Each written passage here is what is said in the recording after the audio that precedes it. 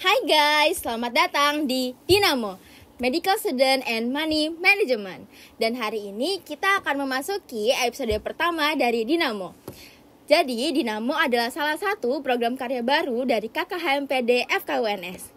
Dan hari ini pembicaranya adalah Dr. Novianto Adi Nugroho, atau yang biasa disebut dengan Dr. Nonot. Siapa sih yang nggak kenal beliau? Banyak. Baik dokter, bagaimana kabarnya hari ini? Baik, alhamdulillah.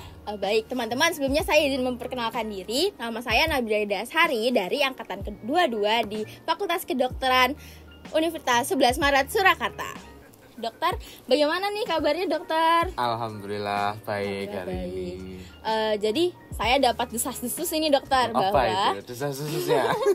Dr. Nonot adalah owner dari DNA Spot Cafe, Solo Movie, Burjo Bro, dan juga Wijaya Kusuma Health Center. Benar dokter? Iya. Sebelumnya saya mau tanya dulu nih dokter, DNA Spot Cafe itu dari kapan dokter? Ya kalau dari DNA Spot Cafe sebenarnya baru Januari 2023 kemarin. Itu baru mulai beroperasional. Kalau Solo Movie dokter? Nah kalau Solo Movie udah lama ya. Udah lama. Dari 2009 mungkin ya. Saya masih SD ini dok. Iya. Saya masih kuliah itu ya. Berarti kuliah sudah mulai berbisnis? Iya, kebetulan pada waktu itu masih nanti kita kuliah. akan bahas lebih lanjut lagi ya dokter ya. Iya. Selanjutnya tadi kan sempat COVID ya dokter ya. Beberapa tahun sempat COVID. Gimana sih cara Melalui survive COVID, ya. untuk bisnisnya dokter? Ya memang waktu COVID omset itu sampai terjun ya. Iya. Nggak turun lagi tapi terjun gitu ya, nggak hanya di bisnis, semua bisnis saya kira Iya. seperti itu mungkin ya, juga termasuk istilah cuma enggak kuliner juga, terus mall juga semuanya saya kira gitu ya. Tetap Iya. ada istilahnya, ada beberapa strategi bagaimana kita mempertahankan itu gitu ya. Dulu dari beberapa bisnisnya dokter Nonot ini, apa sih dok bisnis yang paling sulit untuk dilakukan dan yang paling membutuhkan perhatian lebih itu apa dokter? Oh gitu ya, kan ada kebetulan yang saya sampai saat ini saya kelola kan ada itu ya, DNA Spot Cafe, ada Solo Movie, terus ada Burjo juga. Itu Burjo ini di depan rumah saya ya. Jadi kalau mau main jadi Iya, kalau dokter. teman-teman mau main ke rumah saya nanti hidangannya Indomie ya. Boleh teman-teman, Burjo Bro ya teman-teman. Itu terus salah satu lagi itu ada klinik juga ya yang saya kelola bersama dengan adik saya, itu ada Wijaya Kusuma Health Center. Kalau klinik itu udah lama dok atau baru juga? Tepat sebelum pandemi malahan ya, dari 2019 itu berdiri. Berarti sudah beberapa tahun juga dokter ya. Mm-mm. Berarti baru merintis langsung diterjang dengan pandemi. Iya itu. Iya, memang kalau ya sebenarnya untuk yang paling susah atau yang butuh perhatian dari semua bisnis itu berbeda-beda ya. Berbeda-beda treatmentnya ya, antara lain gimana untuk kuliner itu bagaimana, untuk jasa, terus untuk bisnis kesehatan dan lain sebagainya itu kan berbeda-beda, tapi yang jelas harus balance saja sih. Ya. Tapi yang paling berdebar-debar dokter selama melakukan bisnis ini, yang paling berat, yang paling mendebar-debarkan itu DNA Spot Cafe. Iya. Teman-teman Dari jangan modalnya lupa mungkin ya. Iya. Iya. Berarti kalau misalnya kuliner kan modalnya cukup besar, terus waktunya juga harus digunakan lebih, diluangkan yang ke sana dokter ya. Iya. Berarti. Oke, kita lanjut ke pertanyaannya nih dokter. Dulu dokter waktu zaman masih mahasiswa, kegiatannya itu apa aja sih? Wah, ya. Apa sama kayak kita atau dokter sudah ada keinginan nih untuk bisnis-bisnis?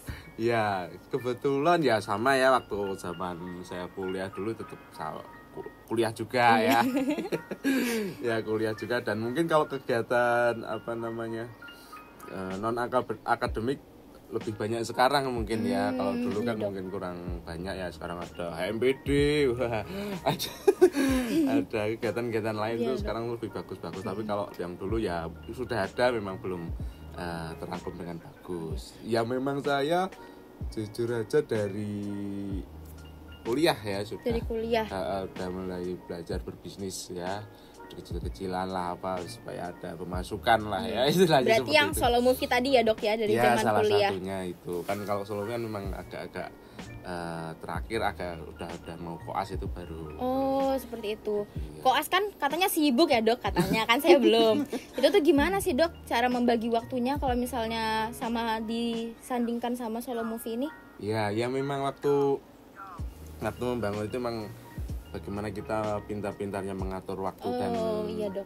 Memanajemen dari apa ya istilahnya kita benar-benar luangkan ya waktunya gitu walaupun nanti efeknya memang agak kurang Mengarah, tidur iya. atau mungkin kurang istirahat tapi ya memang harus ada effort ke sana sih. Berarti ide bisnisnya sudah muncul dari zaman-zaman koas. Kalau misalnya ide bisnisnya tuh dari mana dok? Untuk mencarinya kan kita sebagai mahasiswa kedokteran tuh banyak nih keinginannya di mana, tapi tuh kita kadang-kadang nggak berani ngambil langkahnya, jadi bingung buat cari ide kita tuh harus ngapain tuh bingung gitu loh dok. Iya, jadi kan kalau misalnya bisnis itu kan ya ada yang saya pernah baca sebuah buku itu kan ada amati, kemudian tiru dan modifikasi.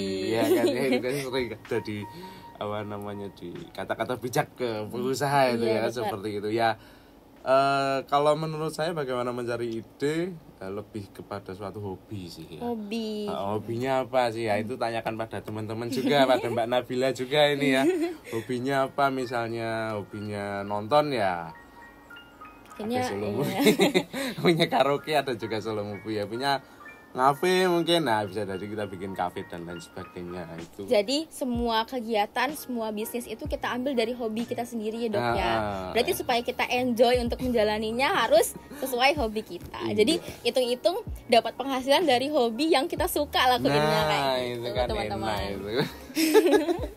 Terus kalau misalnya awal mulanya gimana sih dok cara memantapkan hati untuk memulai usaha itu? Kadang-kadang kan kita tuh galau, bimbang gitu dok untuk memulai, nanti udah overthinking dulu dok, gimana sih ini nanti kalau misalnya gagal gimana ya gitu. Iya. Wah ini gimana ya cara memantapkan itu kayaknya lebih kepada suatu jiwa ya, jiwa bisnis. Tapi nggak gitu juga, bagaimanapun juga nanti kita sebagai mahasiswa kedokteran dan nantinya akan jadi dokter ya nggak ada kan nanti kita lulus tuh jadi apa itu kan nggak mungkin ya. Mau nggak mau juga kita harus punya suatu manajemen yang manajemen bisnis yang walaupun itu kecil atau besar tapi kita harus istilahnya kita bisa memanage antara dengan misalnya kan tetap kesehatan itu kan tetap harus kita bisniskan ya. Iya, dok. Kalau nggak gitu nanti kan kita bisa kalah saing dengan yang lainnya. Iya, benar. Jadi kita juga harus memikirkan masa depan gitu dok ya, tetap. Oke. Terus kan banyak di dok anak-anak muda yang mau memulai usaha tapi ada kadang-kadang tuh hatinya gundah gitu loh dok, mau apa enggak gini. Jadi kadang-kadang tuh motivasinya tuh kurang kuat di dalam diri mahasiswanya itu. Apalagi sebagai mahasiswa kedokteran kan bisa dibilang sibuk ya dok ya. Jadi sibuk jalan-jalan. Jadi motivasinya tuh apa sih dok untuk memulai usaha itu? Ya sebenarnya untuk motivasi kalau motivasi saya dulu sebenarnya kok kuliah kedokteran tuh lama ya lulusnya. Benar. Teman-teman udah pada kerja, udah pada pegang uang, pamer rekening itu kok waduh aku belum. Itu motivasi utama juga sih sebenarnya ya. Terus nanti gimana kalau habis lulus belum punya apa-apa juga ya gitu pengen itu ya salah satunya itu. Cuman kan kalau misalnya kita pengen usaha itu kan ada dua ya, gimana kita bisa bekerja ya, kita bisa bekerja pada orang dan mungkin kita bisa membuka suatu bisnis ya. Kalau bisnis maksudnya bisnis adalah usaha sendiri. Nah kalau usaha sendiri kan tentunya juga harus bermodal lah ya. Ya mungkin modal dengkul aja kan nggak mungkin ya. Apalagi dengkulnya temen ya kasihan nanti. Tapi temennya kadang-kadang juga nggak mau dok. Ya dengkul siapa gitu boleh lah ya. Ya terus lah dari dua ini mungkin saya sarankan untuk teman-teman mahasiswa lebih kepada kita kerja lah ya. Kerja dulu, mencari pengalaman ya dok ya. Mencari pengalaman sekaligus mencari relasi juga. Ya. Misalnya lah jadi apa gitu ya. Apa ya ini? Ya jadi waiters itu bisa juga ya. Jadi waiters atau penjaga top. Kalau dulu zaman saya dulu itu jaga distro itu loh ya. Distro itu yang jual baju itu ya dok? Distro teman-teman namanya. Sekarang namanya nggak ada ya sekarang ya. Tuh terus apa namanya? Kerja di mana lah ya kayak gitu. Terus mungkin kita bisa juga dengan kayak sekarang kan lagi konten gitu loh ya. Oh iya. Kan bagaimana kita membuat konten terus kita jual gitu loh ya. Sekarang orang di TikTok dok. Nah ya kan itu banyak teman-teman. Dapat penghasilan, pemasukan.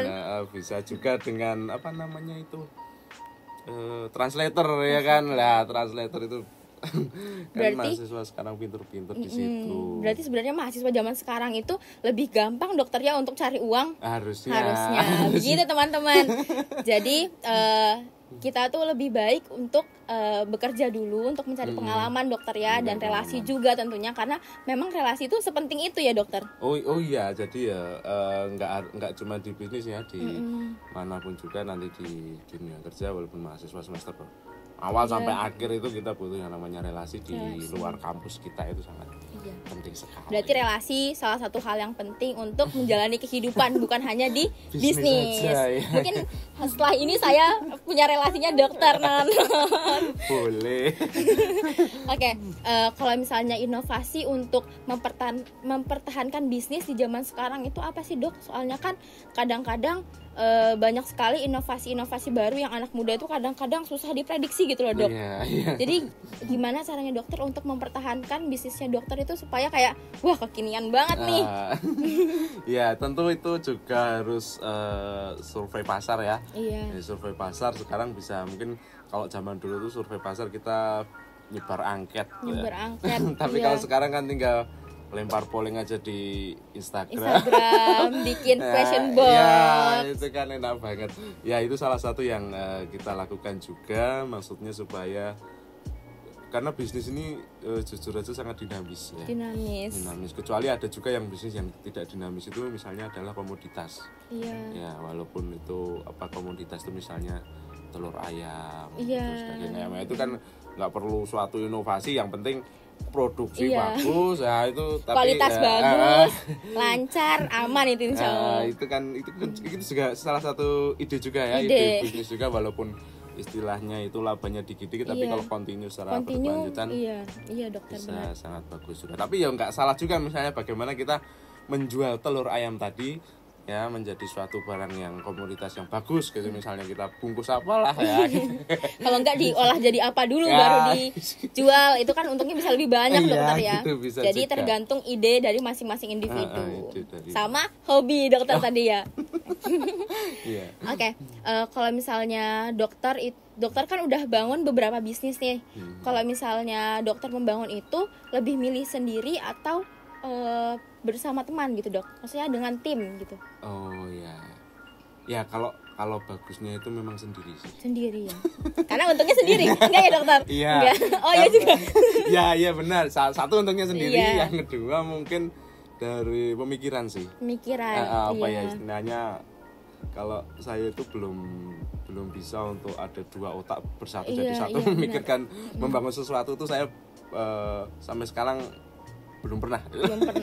Berarti lebih baik sendiri, karena kan mindset dari individu kan berbeda-beda ya dokter ya. Saya pengen ngapain itu, ini mau tak gini. Nah kalau misalnya mau sama temen atau mungkin sama keluarga ya, itu kita harus tetap leadernya gitu. Tetap jadi kepala utama ya. Kepala utama gitu yang akan mengarahkan mereka gitu ya. Benar dokter. Kalau saya lebih ke seperti itu sih. Berarti lebih baik sendiri. Tapi dokter, kalau misalnya ada satu waktu di mana dokter diharuskan untuk membuat bisnis tapi harus bekerja sama dengan orang lain seperti itu. Dokter memilih teman atau tim dokter itu yang seperti apa? Waduh, ini Iya, yang pertama mungkin ya sepemikiran ya. Iya, sepemikiran, ya. Sepemikiran mungkin, yang kedua adalah sehobi, ya. Terus yang ketiga mungkin mungkin kita bisa memanfaatkan teman kita atau relasi kita itu sebagai yang pengalaman, ya, lebih pengalaman dari kita itu juga bisa. Karena pengalaman menjadi salah satu faktor utama juga dokter ya untuk membangun bisnis. Apalagi kalau merintis bisnis kan semuanya dari nol. Jadi harus punya partner yang benar-benar sama tujuannya seperti itu. Terus dokter, kalau misalnya selama ini pernah nggak ada kesusahan dalam bisnis? Misalnya sampai yang kayak dokter sudah di titik gimana udah nggak tahu untuk ngapain lagi seperti itu. Ya pernah sih ya, ada beberapa itu waktu kebetulan itu ya sedikit curhat ya, waktu studi lanjut ya PPDS itu memang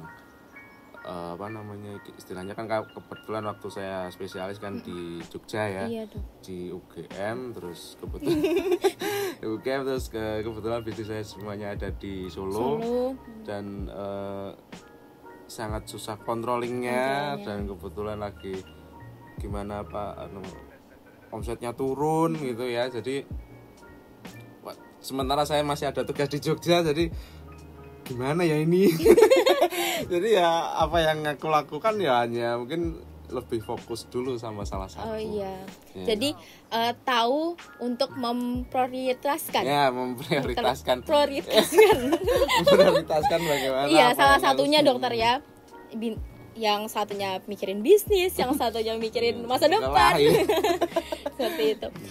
Terus dokter, selama perjalanan bisnis ini pernah nggak kalau misalnya di titik yang gimana kita tuh banyak yang menghujat gitu loh dok, bukan menghujat, yang banyak celaan dari lingkungan sekitar, kayak gitu, itu gimana sih dok cara menanggapinya? Saya kayak sama tetangga nih, wah ngapain sih dia gitu? Pernah nggak dok kayak gitu? Ya pernah ya, bukan pernah, tapi kebetulan pasti ada kan gitu dok ya kalau misalnya di bisnis ya dok ya. Iya biasanya dari keluarga, kebetulan orang tua saya juga bukan dari bisnis ya, jadi memang kebetulan kedua orang tua saya itu dosen ya, jadi memang pengajar juga. Saya juga dosen. Tapi saya biasa juga dosen. Dan memang agak susah kalau misalnya minta restu gitu loh. Kamu tuh ngapain gitu loh. Kamu itu sekolah gini terus nanti jadinya gini ya. Mungkin orang tua kan sudah punya jalan sendiri mungkin untuk anaknya, tapi kok malah pikiranku itu ke bisnis, ya itu salah satunya itu ya orang tua. Berarti jiwanya dokter juga ada jiwa-jiwa bisnis nih sejak ya mudah-mudahan ya. Amin, semoga bisnisnya lancar, selalu diberikan kemudahan. Terus berarti dokter orang pertama di keluarga yang memulai bisnis seperti ini dokter? Iya mungkin ada dari keluarga jauh ya. Keluarga jauh. Iya. Tapi dari keluarga ini berarti baru dokter ya? Iya, generasi saya mungkin kan saya ada adik saya, ada kakak saya itu kan juga juga akhirnya berbisnis juga. Oke. Berarti semuanya dokter jalani dari nol. Dari nol dok, dari nol lah ya. Merintis usaha dari nol, mulai idenya dari nol, terus sudah sambil koas, sambil memikirkan bisnis, belum lagi waktu sekolah PPDS-nya ya dokter ya. Jadi banyak sekali rintangan teman-teman. Jadi nggak langsung kita ada di atas, pasti selalu melalui proses seperti itu dok ya. Kita mau menikmati buah dari pohon aja, kita tuh harus menanamnya dulu, cari bibit yang baik, merawatnya, terus kita jaga supaya kita bisa menikmati buahnya, dan waktu dipetik itu belum tentu manis. Pohon tetangga manis sih. Biasanya dok ya. Jadi semuanya harus dilakukan berproses dari nol, perlahan-lahan dan kesabaran ya tentunya ya. Kalau misalnya dokter pernah nggak sampai di titik kayak aduh aku udah nggak kuat gitu? Untuk apa? Untuk misalnya tadi yang dokter bilang sambil PPDS sambil kayak sudah menyerah, tapi gimana sih dok cara balikin semangat itu?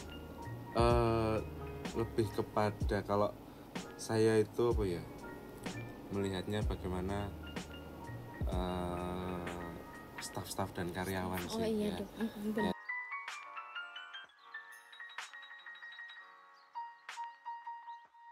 Oke, sekarang kita masuk ke segmen Nemo Tanya. Untuk pertanyaan yang pertama, saya bacain dulu ya. Sebagai dokter, bisnisnya milih yang sesuai passion kita atau yang kesempatan pasarnya lebih besar? Boleh silakan dijawab, dokter.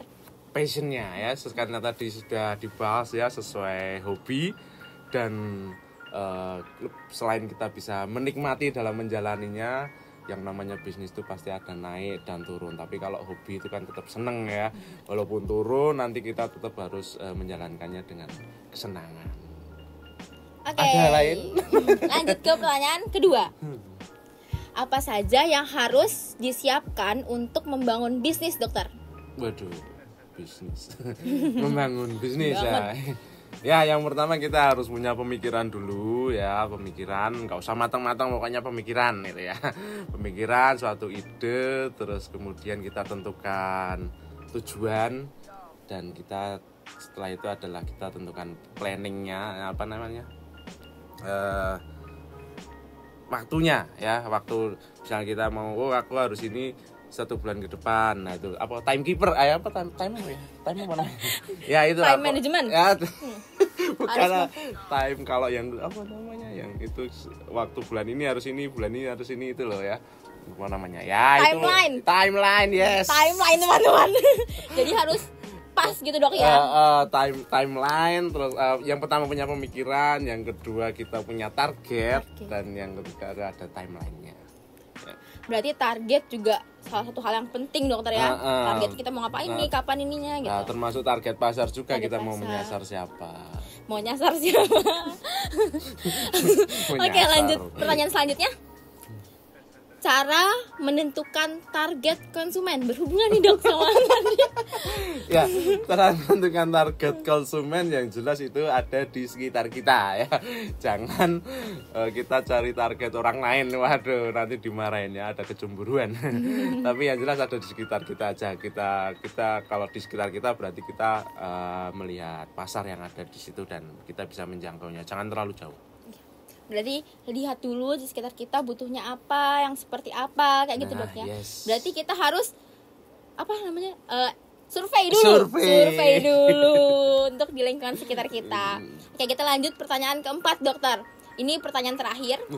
Di bisnis pertama, cara mengatur keuangannya bagaimana? Ini masuk ke keuangan berarti dokter. Keuangan ya.